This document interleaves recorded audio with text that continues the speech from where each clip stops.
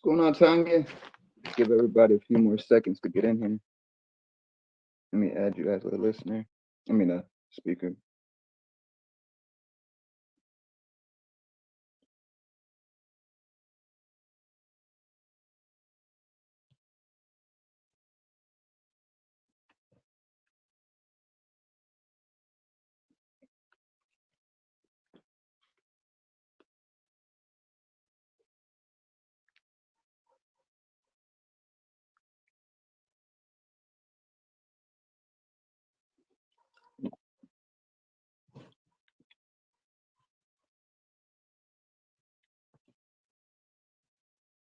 Hello, hello, hello.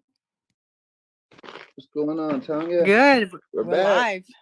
Live. We're live now everywhere. Sweet, sweet. Hatman NFT is in here.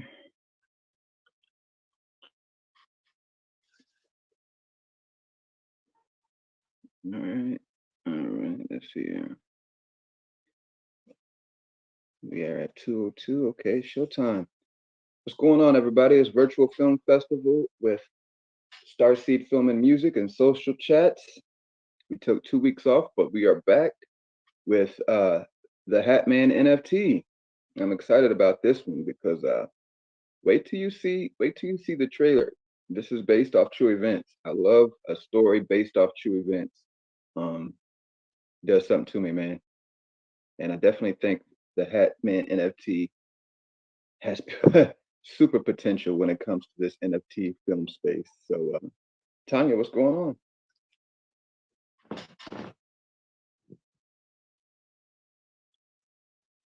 on? I was just tweeting. I'm great. It seems like forever, but I'm excited to be back. And I actually, when I saw them in a space, the Hatman NFT, I was like, oh, we got to get them on. I love this whole project. Let's find out more info. I'm so glad you signed them. Geno. Yes. As soon as you said it, I went and checked them out, and I was like, oh yeah, these guys are definitely on top right now. So we definitely got to interview them. So, Hatman, what's going on? You guys in the building? Yeah, thank you so much. That was a pretty epic intro. How are you all? Where are y'all tuning in from? I'm in Atlanta, Georgia. That's where we're at. And I'm in South Florida, Boca Raton. Oh, nice. I have family in Sarasota, so I visit Florida a lot. Awesome. Yeah, you're on the west coast of Florida. Yeah. I used to go there for my work. It's a beautiful area. I love it. It's definitely a place where my grandparents live. There's a bunch of older people. I'm not quite there yet, but when I do, I understand why a lot of people retire there. Yeah, everything shuts down at 9:00. Yeah. Does it? Yeah, it does. That would be mad different for me. I'm from Atlanta. Here. She Crypto's in the building. So yeah, we took a little 2 weeks off. It felt like forever, but during that time NFT NYC was going on. It seems like we already interviewed an NFT film, like the top people. So to interview Hatman NFT on our episode back is a blessing. So this show is going to be awesome today. I'm looking forward to it. She Crypto, what's happening? Hey, what's good, everybody? What is good? Just trying to retweet this room. Excited to hear about this project. You should be the co-host. I was excited to hear about this project. I was getting DMs from people about this, so I'm interested to see exactly what is going on. And at Film 3, we support each other, so this is very early yet, and really like to kind of keep those lanes open because that's the sure distinction between any other particular I guess Web3. It's a lot of Web2 muscle flex, but I think with Web3 we're fighting to really just support each other because really it's your peers, you know, that kind of, I feel like, if you want to use the word validate you, is really where it's at, not like some, you know, I guess pie in the sky entity, or so to speak. So we're making big moves there. Really proud of the group. Absolutely. Hey, did you guys see that post I put up about Kevin Hart talking about how he's building in the metaverse and concentrating on the metaverse now? I did see that. I didn't get. Yeah, actually, I've been following that. I just said I haven't. I'm trying to stay off social media, but I've been following him because I noticed his avatar changed, and then I was just watching that. Then I saw your post. I was like, yep, he is getting into NFT. How about that? How about that? He's definitely gonna run into Starseed. So Kevin, if you hear this, you gotta come see us. We'd love to work with you. And all right. So let's see here. Hatman NFT, bro. What's going on? Give us a little bit about yourself. What got you into film and this type of genre, and just give us a little explanation about your background right quick before we get into a deeper conversation about the film. Yeah. Well, my name's Cameron. I feel like every other Film 3 founder is named Cameron. Well, just so happens to be my name as well. And it's funny because I grew up in Kentucky and there were no Camerons, and then I come to LA and meet every Cameron on earth. Wait, what part? I graduated in Fort Knox. Oh, Stanford near Danville. Oh, okay. Very, very small town. I think it was like the second founded town in Kentucky, so it is real old. I'm sure Wow. Daniel Boone was there. But I've always had an interest in film, and I would like not go to parties and stuff to just watch my 5 TV shows that are on DVR growing up. And so I moved to LA right after high school, and then kind of fell into, I didn't even mean to get into entertainment. I was just kind of wanting to get out of Kentucky. And I met a girl at a party, and she kind of worked on RuPaul's Drag Race. And then that's how I got on RuPaul's Drag Race. And then from there, it is all just about connections and making friends and building relationships. And then that show led to the next and led to the next. And then many, many years later, I just kind of climbed up the ladder. I've worked on about every Food Network show, RuPaul's Drag Race, some HBO shows, music videos like Weekend and Post Malone. And I also do events. So I grew up as a dancer. And so when I moved to LA, kind of in between TV and moving here, I worked for a really big dance competition convention company called Break the Floor. They're under some heat right now, so I wouldn't go look them up, but they are massive. If you all know any relatives in the dance world, they probably dance for Break the Floor, like at a competition. So I do an event background. Chase and I co-own an event company, which I'll dive into because we're tying it into some of our utilities.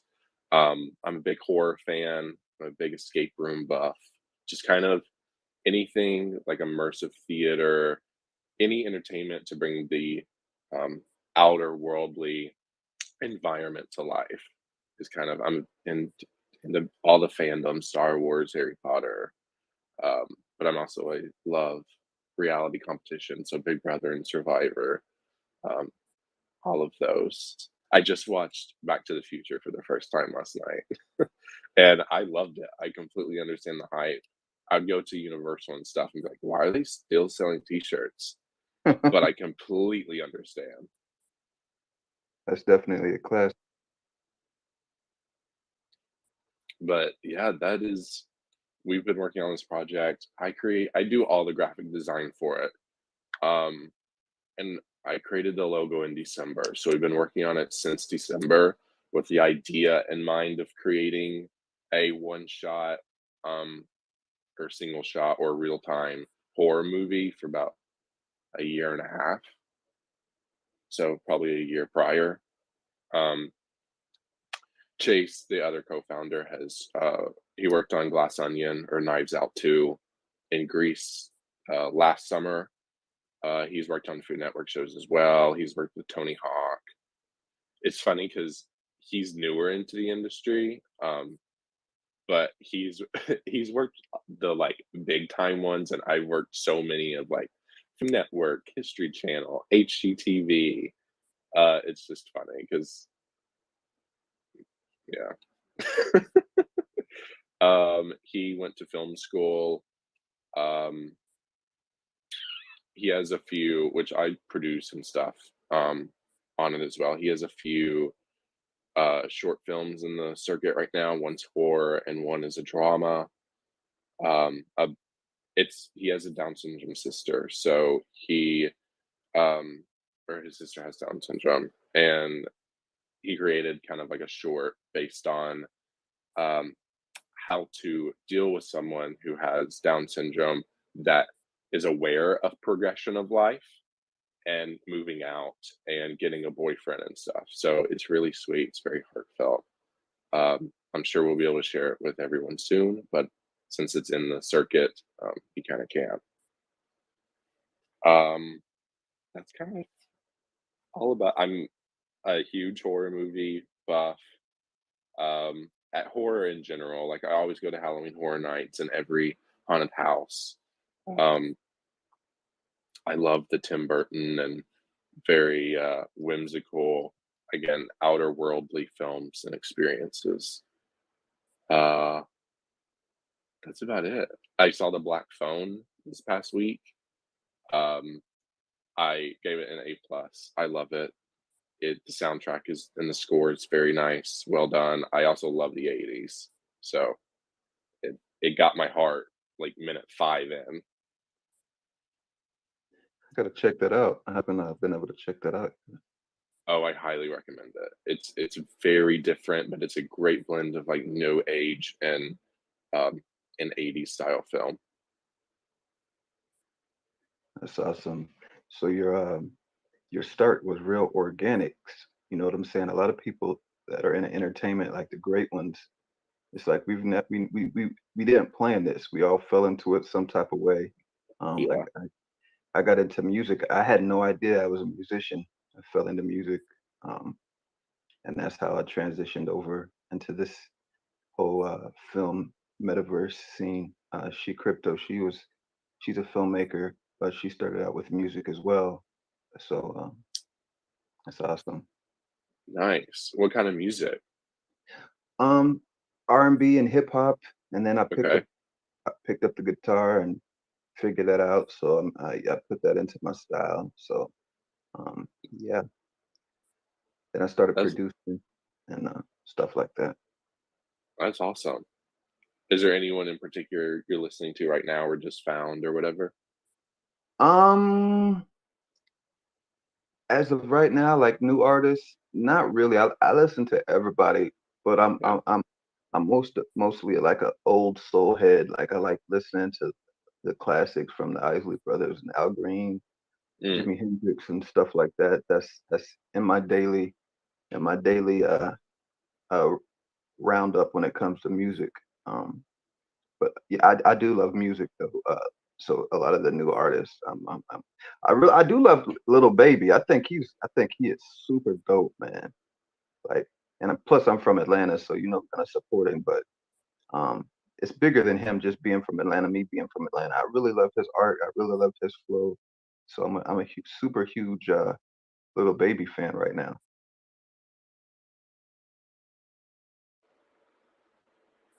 I don't think I have heard of them, but I will definitely check it out because I feel like I repeat the same people every single day when I listen to music.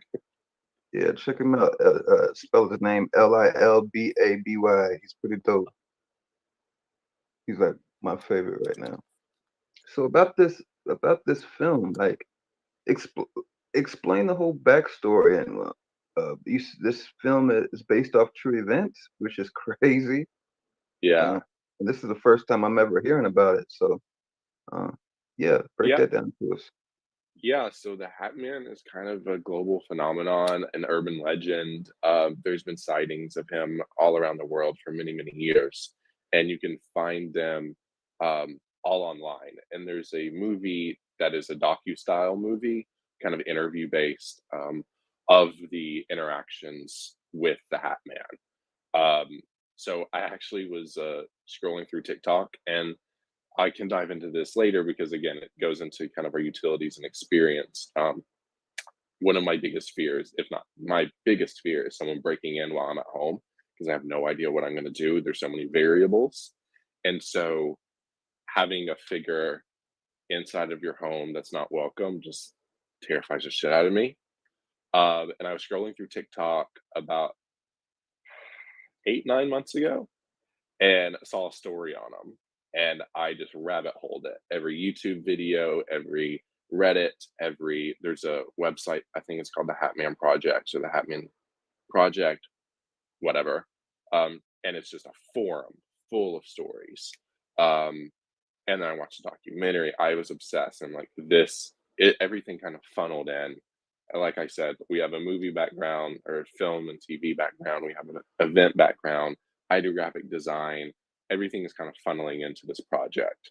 So everything that to our abilities and our desires and our talents are funneled into this Hatman project. He's a part of this group called like the Shadow People. I guess there's multiple, but he's like the leader. I haven't dived much into them, but it is kind of a family of shadow people. And most of the time it's at night when people see him, kind of linked with sleep paralysis or being like not being able to move upon spotting him.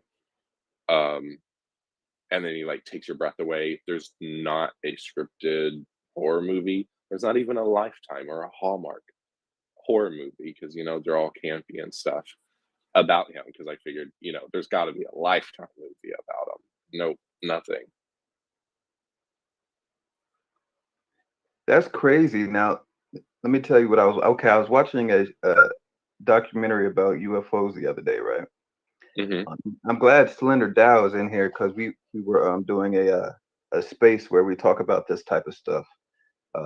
But the people that you are describing would go to these people that have seen UFOs, and they would interview them. These people are thinking that they're from the government, the United States government, but they're not.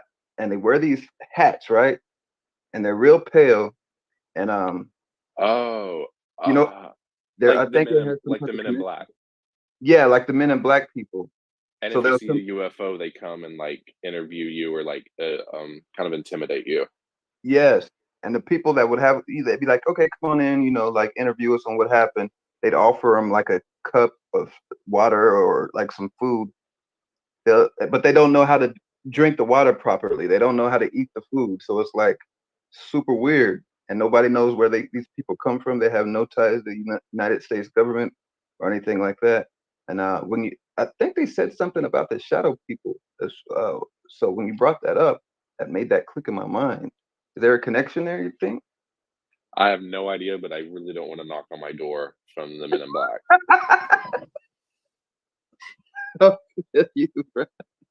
Funny stuff.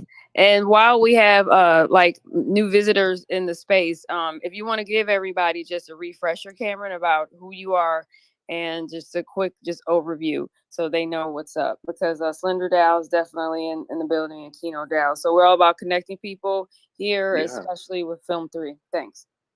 Yeah, my name's Cameron. I'm one of the co-founders of the Hatman. We are a horror film and experience influenced by NFT holders.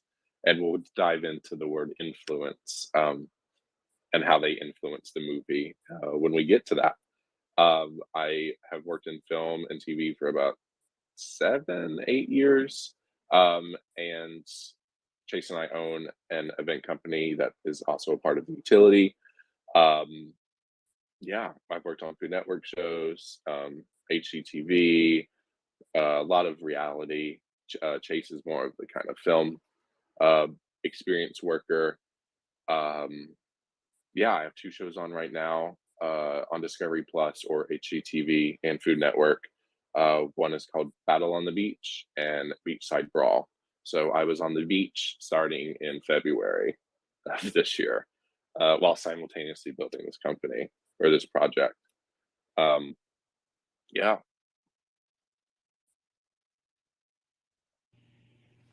Awesome. My little menu clicked out by accident. That's awesome, dude. Definitely a giant and doing your thing. It's nice to have you in here. But back to this movie. So, where are most of these sightings happening? All across the world. Really? Yeah. There is no like one country or one particular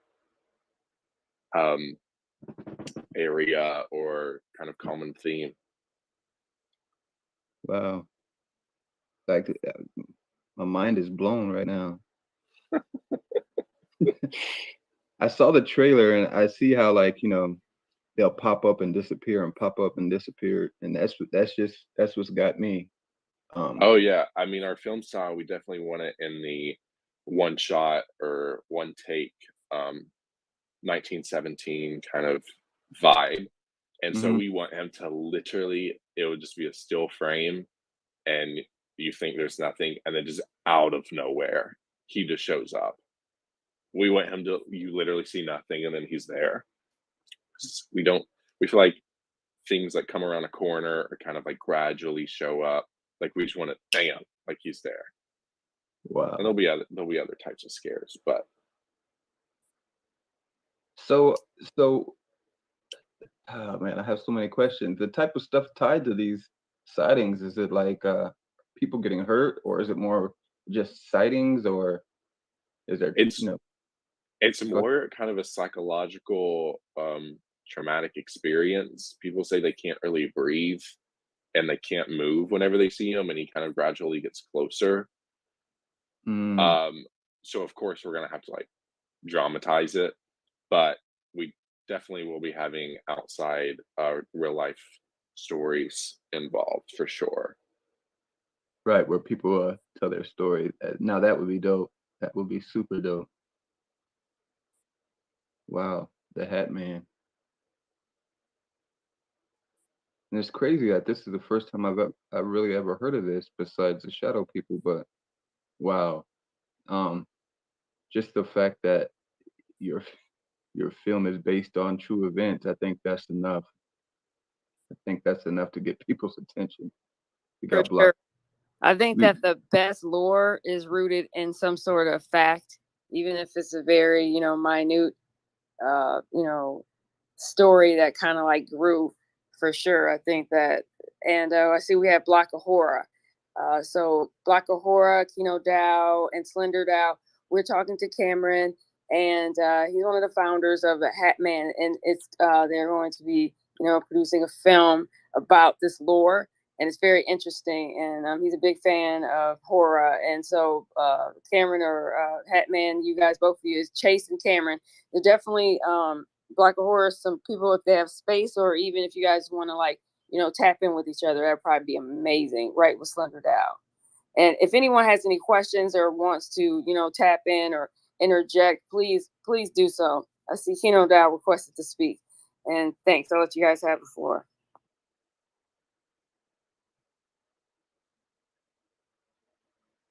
Kino there?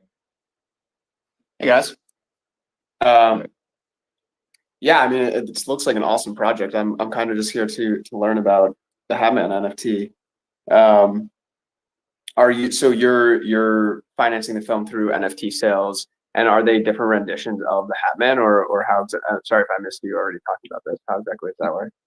No, you're fine. I haven't dove deep into the project. I can. I think we're just kind of like bantering until people join the room, but people are here. It will be kind of different renditions of the Hatman as far as the NFT goes, and it will be partially funded. We have wanted to do a one-shot horror film prior, so we are having our own money involved on top of NFT holders. But as everyone knows, movies are expensive.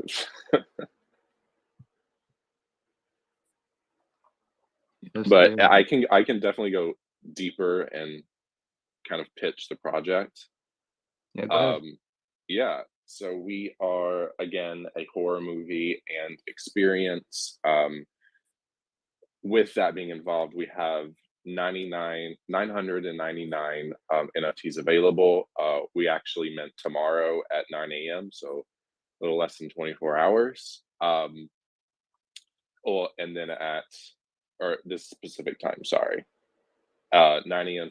Pacific time for whitelist, 10 a.m. Pacific time for public. We have so many different utilities. And like I said, it's influenced by holders. So we have a skeleton of the movie, and our NFT holders will be able to determine and kind of fill in the guts of that skeleton. We'll send out prompts of a location, like casting, time of year, decade, and then we narrow it down, of course, what is manageable and in budget for everyone to vote. And then with that, we give the pros and cons of each from a business side, and a creative side.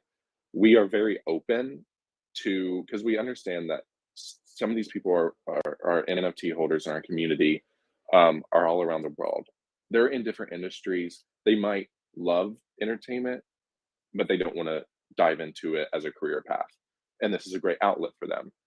So we are going to tell the good, the bad, and the ugly, and the business decisions and behind the scenes of creating a movie. Most people don't know it's 12, 14, 16 hour. On RuPaul's Drag Race, I worked an 18-hour day.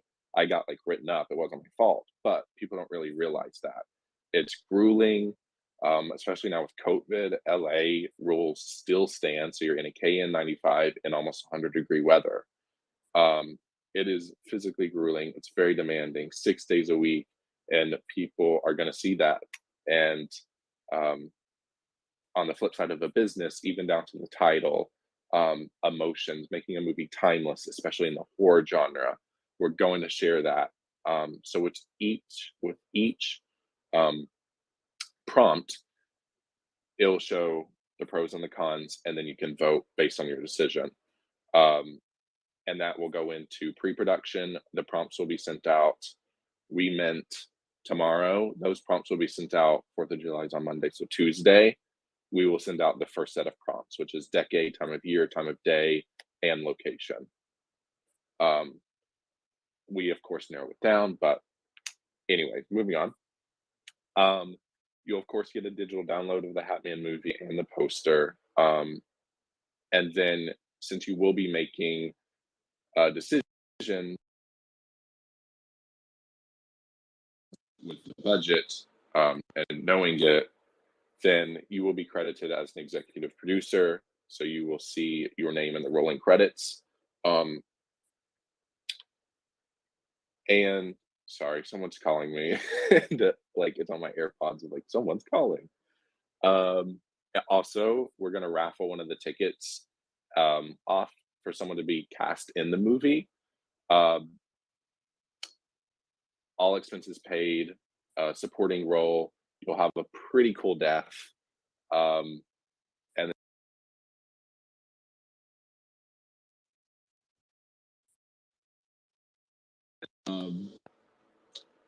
opportunity to be cast in the movie. And again, with cast, it will be an open casting. So you can come to the audition, you can send in the tape from all around the world, and then we'll funnel it down to about 3 people, and then the community decides on who. With that,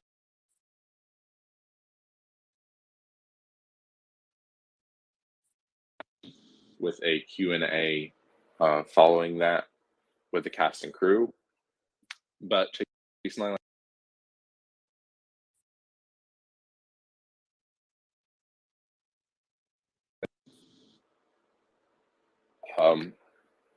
so sorry about that. And so with the premiere, there'll be a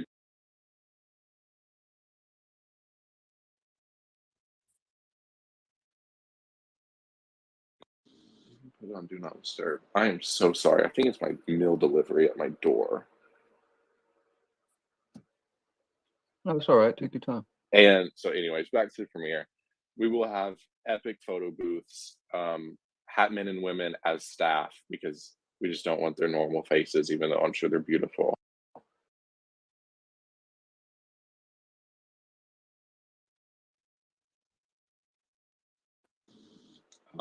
Inside of a gorgeous theater, again, live streamed with the cast and crew afterwards,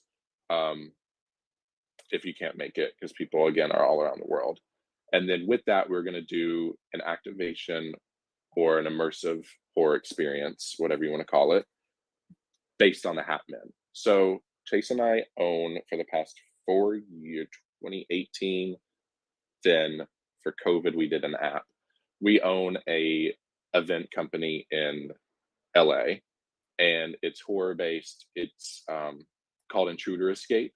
So it's just www.intruderescape.com. It is a 2-hour experience / event on a ranch or in a mansion. And it is a open world kind of Dead by Daylight, Far Cry, Skyrim, open world horror experience. We don't touch you or curse. It's not like a extreme haunt. We don't even like use nudity or sexual themes or acts of violence. We do psychological horror because it is free roaming. You don't know when the actors are going to turn around a corner. You don't know if we've planted them in a room that you have to go into, and they are hunting you down. So within that experience, there's a pre-show, the experience itself, and a post-show. The pre-experience kind of sets the mood, sets the theme, special effects, and sets the tone, and then the experience itself. So you have to complete as many horror-themed tasks as you can on this property. You have a map and a flashlight. Some people do it alone, some people do it with a group of friends.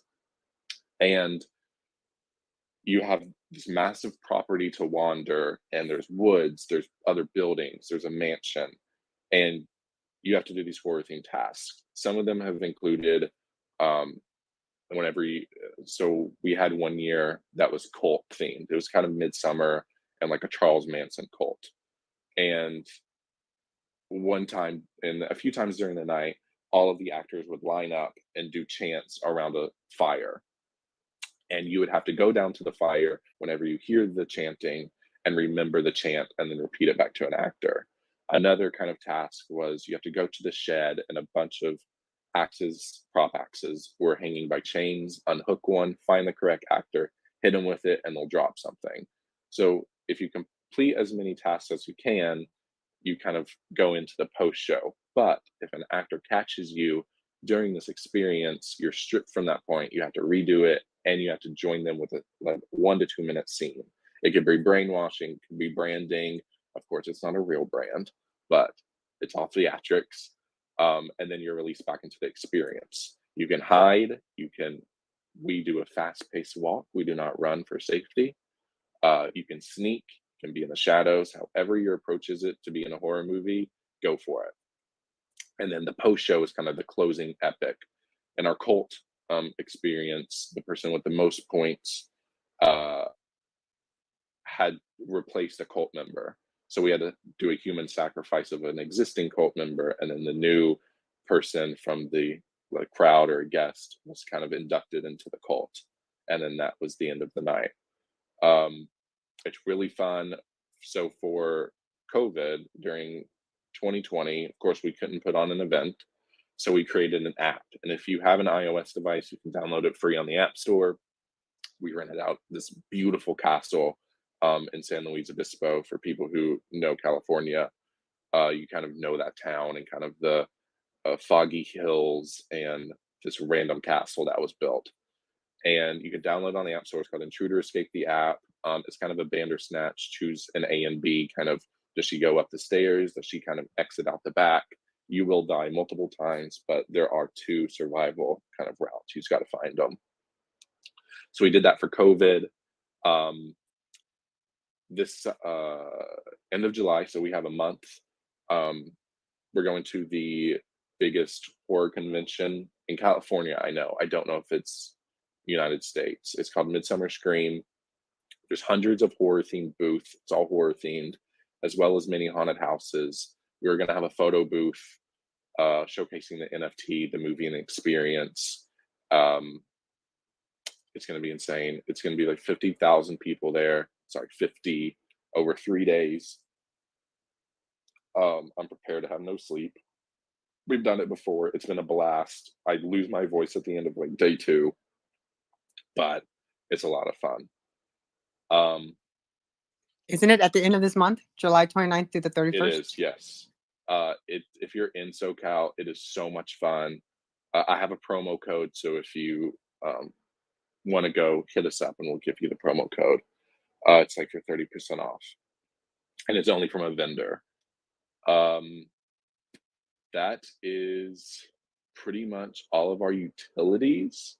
Afterwards, we'll be forming a DAO. So after the movie is edited, packaged, of course, we'll premiere it. Everyone will have a download of it.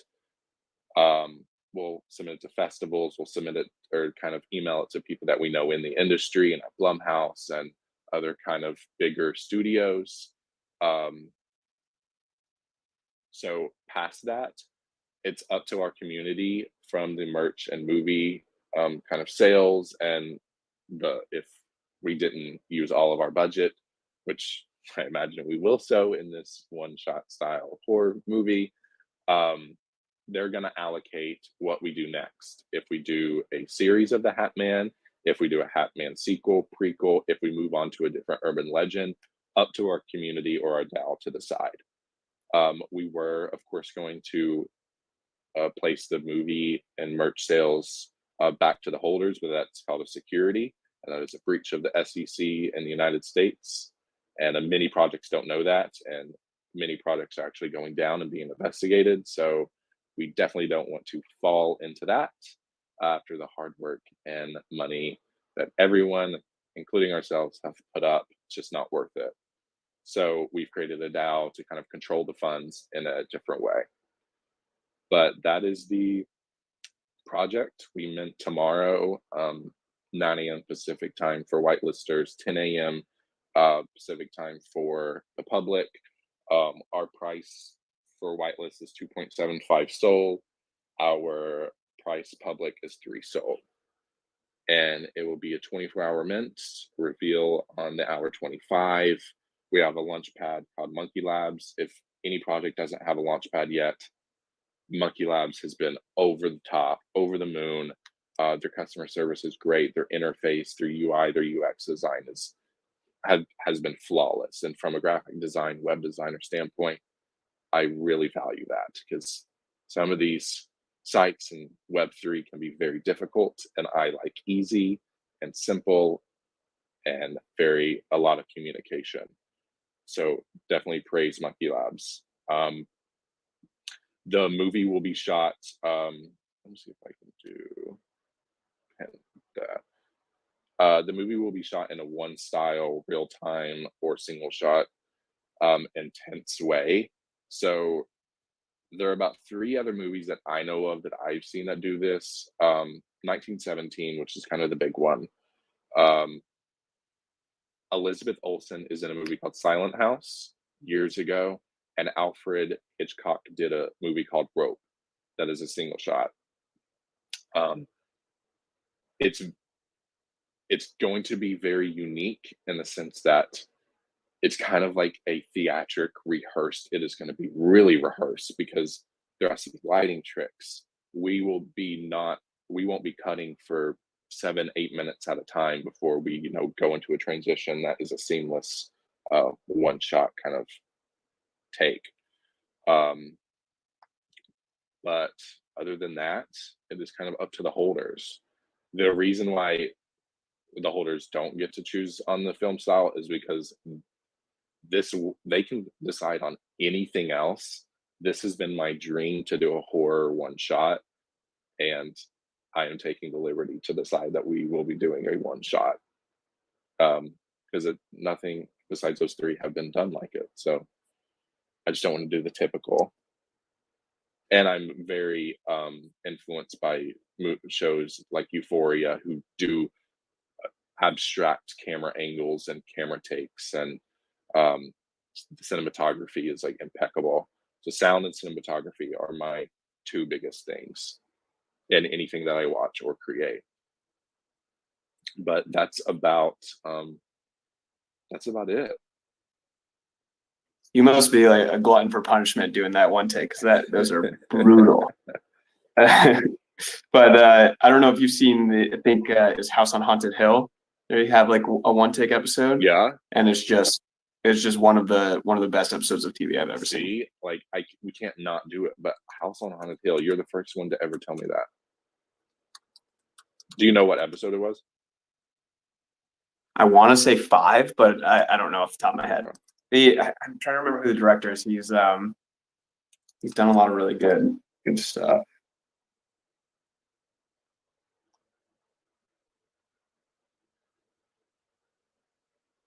That is super epic, bro. I wish I was in SoCal to go to that and attend that. Like this sounds like it's gonna be super huge. The experience Wow. is live streamed as I well. don't- I always forget to say that. I'm so sorry. It will be live streamed for people all around the world, because we know we got people all across the globe. I will definitely be tuned in. Hi, Black Four. How's it going? Hey guys, what's up? Sorry for the noise. I'm at the airport, finally leaving NFT NYC. It's Haunting of Hill House, and that is Thank you. probably one of the best pieces of episodic television I've ever seen in my whole life. Totally recommend that if that is indeed the episode. But Cameron, you should watch the series just to watch it, because it's probably one of the best haunted house pieces I've seen to date. And Mike Flanagan's a great director. He did Dr. Sleep. He did, I think, one of the Nice. the Ouija sequel. I think I think he's got something else in production. I like the idea of the one take, because you're seeing that a lot more now in episodic television. I think like almost every really good new series is doing something like that. I just watched The Bear on FX. It's like about a guy who's taking over his brother's restaurant in Chicago, and they did a whole one take episode, and it was magnificent. So yeah, totally props to wanting to do something ambitious like that. I'm very excited for you, and I can't wait to see that.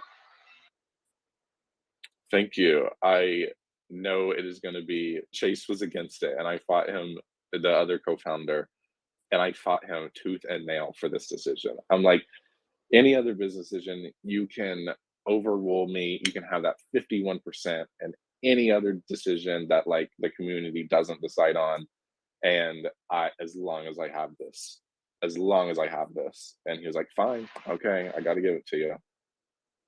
Well, and as the founder of a creative project, I mean, probably the best practice of going about something creatively to net the best possible rewards, right? So Totally. if that's your vision, then yeah, I think that should 100% be supported. Yeah, and it's, we do have a budget, and it's on the budget side, it's going to be actually better for us, because a drone operator, a DP that will also be shooting Steadicam or handheld, that's our camera operators, because we won't be able to have a multicam because we're not cutting. So on that end, and which we will I let you all know, just a little tidbit. That is a business decision that many people just don't know, because you do have to hire ACs and grips and a bunch of other people besides a cam op.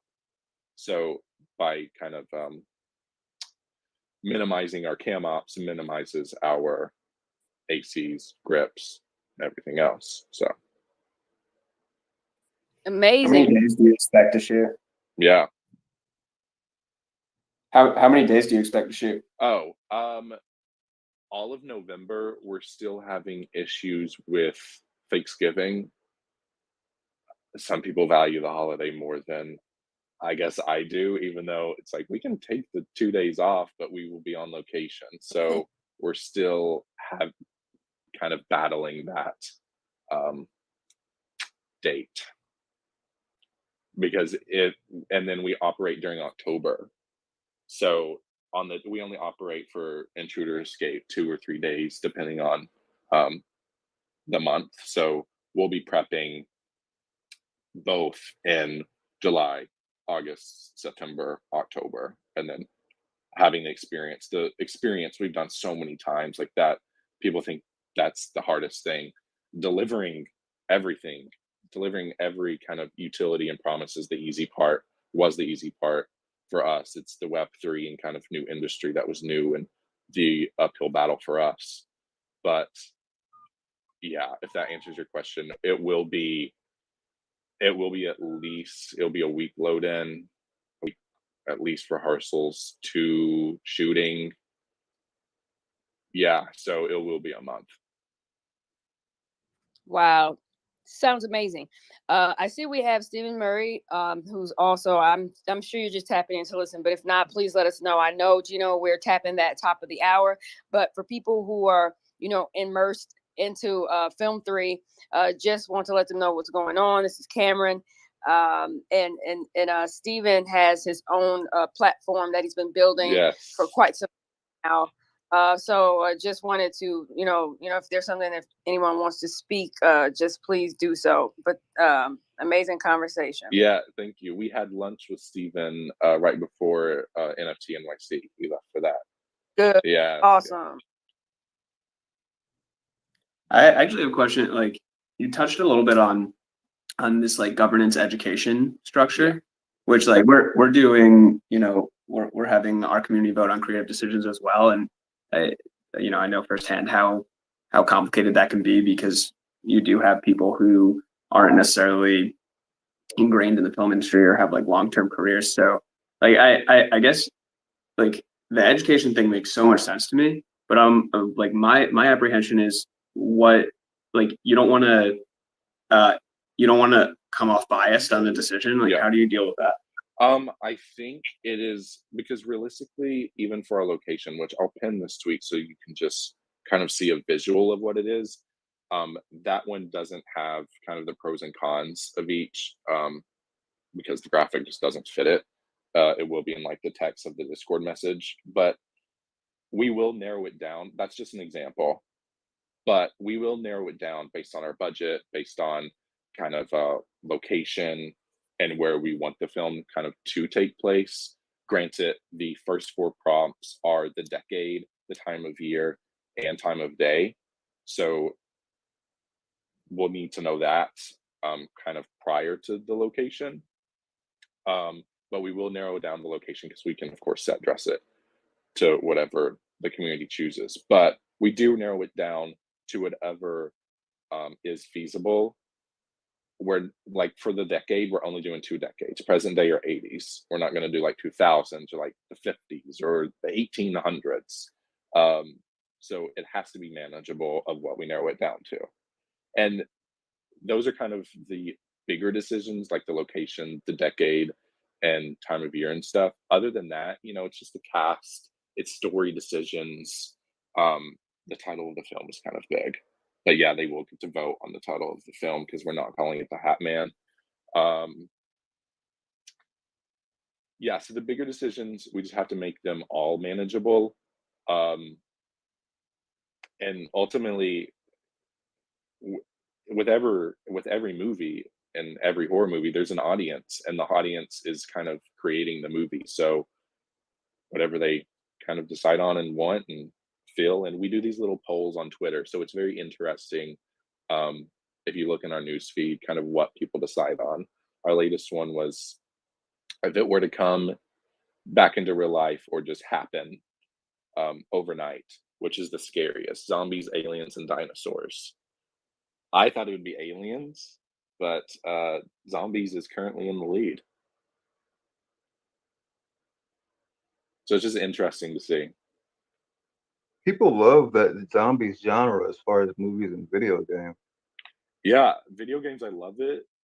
Shows and movies, besides like, Zombieland, and there's a few others, I'm kind of just, zombies just isn't for me anymore. Me too, bro. I'm like over it. And in the escape room industry, I've done so many zombie ones. It's just kind of a saturated topic. That's awesome. You guys are also in the escape room industry. I think you're tying it all together. Yeah, I am obsessed with escape rooms. I've done about 250. I kind of lost track. It's definitely Oh. a crazy hobby, but there's a whole enthusiast community where we meet up in SoCal. We're called SoCal Enthusiasts, and all the business owners know each other. Even like we're technically a hybrid between theater, an event, and an escape room, but they welcome us with open arms. The horror and the escape room people, the community, and that is so nice. You would think that, oh, they're horror, they're kind of grungy and like hateful and mean and scary. No, they are the nicest people, the nicest community. As far as I I've seen the toxic workplace in the film industry that people think, celebrities are so nice. And then I've Yeah, been in. it's actually a big business, isn't it? Like, because in Oh yeah. Boca Raton, Florida, we have Adventure Vault. My communication director was the one that helped opened it. And at first, no one caught on. They were like, what is this? I'm going to pay to get locked up in this room and we got to figure out how to get out. But they opened up the second location, and I think they charge like $224 Oh wow. per session. Wow. So depending how many people you have, I mean, I'm just, Yeah, it's called, totally. yeah, it's huge, and they're always booked. It's not like it's, it's just, empty rooms. Like it's a huge thing. And at first, when it first started, people didn't understand it, but now that people are obsessed with, they bring like one friend brings another group of friends and another group of friends. So I definitely think live entertainment and experiences are increasing at the same level as the digital experience, because people, as much as they love online and they love video games and stuff, they also want it in real life. So to be engulfed in that environment, I mean, concerts are still selling out. Escape rooms, they're popping up like galore. There are so many like role playing, LARPing festivals. Like there's so many real life experiences matched with online kind of events and experiences. I also want to add that we're living in a time where people don't want to buy a gift, just an item. They want to Yeah, own experiences. everyone has everything.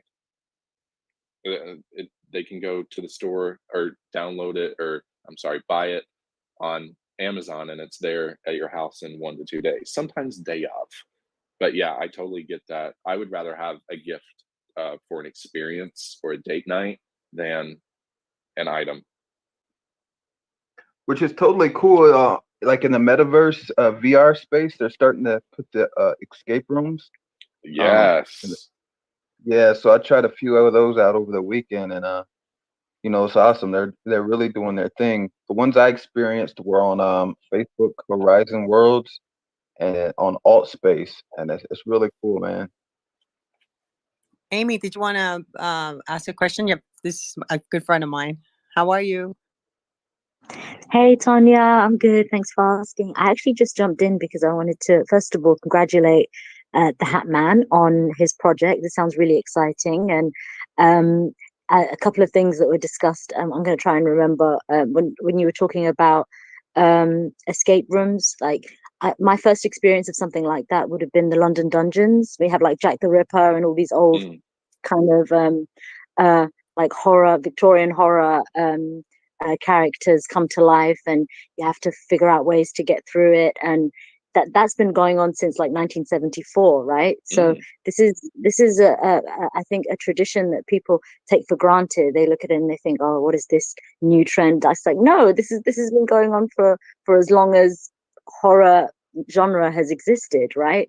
So first of all, I think it's great that the ingenuity behind using NFTs as a way to promote this film is just really clever and really just really cool. And I wish you the very best of luck. It sounds like you've put a lot of time, a lot of thought into it. As a fan of film myself, with a background in screenwriting well, screenwriting and writing other forms of writing like poetry and things like that. But I am obsessed with film, and when it comes to horror, the horror genre itself, I'm always telling my friends, "Oh, this new film came out. Let's go see it. It's this new horror film," and they're like, "Nope, nope, nope, nope, nope, nope, nope, nope." Oh, Like that, like the title of that new the what's his Black Phone. name? No, what's his name? The guy who wrote oh God, he had a really famous film, Get Nope. Out. Nope. What was his name? Jordan Peele. Jordan Peele, yeah, his new film, Nope. Like, I'm really looking forward to that. I love the horror genre. Oh And yeah. in the 2000s, in the 2000s, do you remember this? When there was this kind of wave of horror films, they were just all about gore and like just very visual, like kind of horror, you know? Like Yeah. you were talking earlier about this, how this is a more psychological horror film, and I think that's great. I find it a more visceral experience to watch a psychological horror. I think someone mentioned earlier Doctor Sleep. Films like that I really really appreciate. I find them much more much scarier, and as someone who has experienced sleep paralysis throughout my life, I just had a quick look at your page, and I was like, oh my gosh, okay, like I would probably find this more terrifying than a horror film about something that I've never personally experienced, if that makes sense. Yeah. Thank you so much. I completely agree. I love even like the higher concept horror films. Like Saw, Ready or Not is one of my favorites. Um, Definitely higher concept, like the platform and kind of the psychological horror. I mean, I just come back. I was blown away, you all, from the Black Phone. I saw it last week. I highly encourage everyone seeing it. It is just a new age mixed with an oldies, and it is so well done.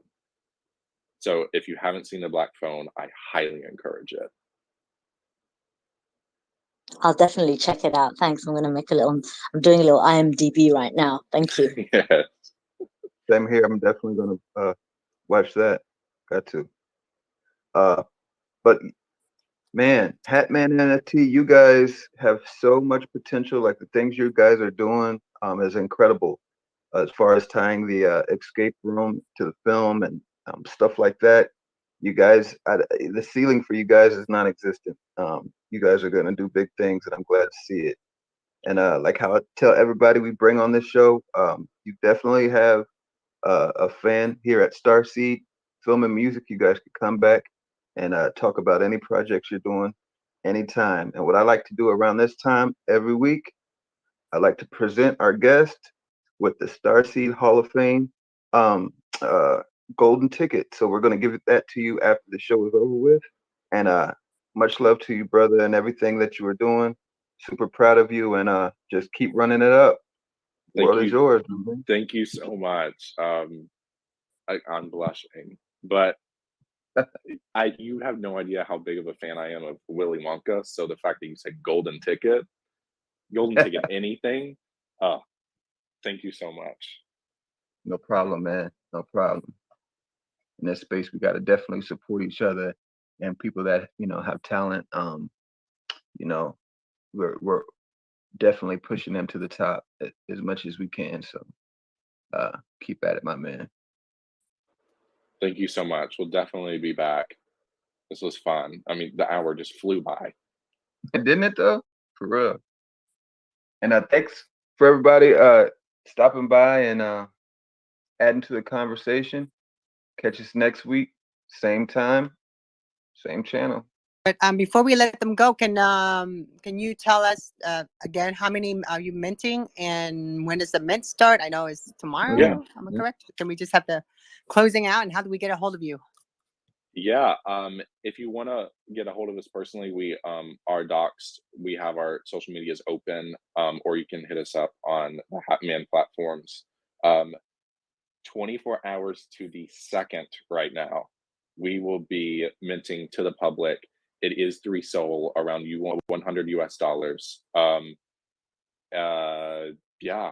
And then if you are whitelist, it will be the hour from before now, wherever time zone you are. For me, it's 9 a.m. to 10 a.m. Yeah. Mint for 24 hours. Yeah, Sweet. revealed on hour 25. Did you get that, guys? Alrighty. Thank you, everyone, for being here. See you next week, Tonya. She Crypto. Social Chat, Starseed Film and Music. We out of here.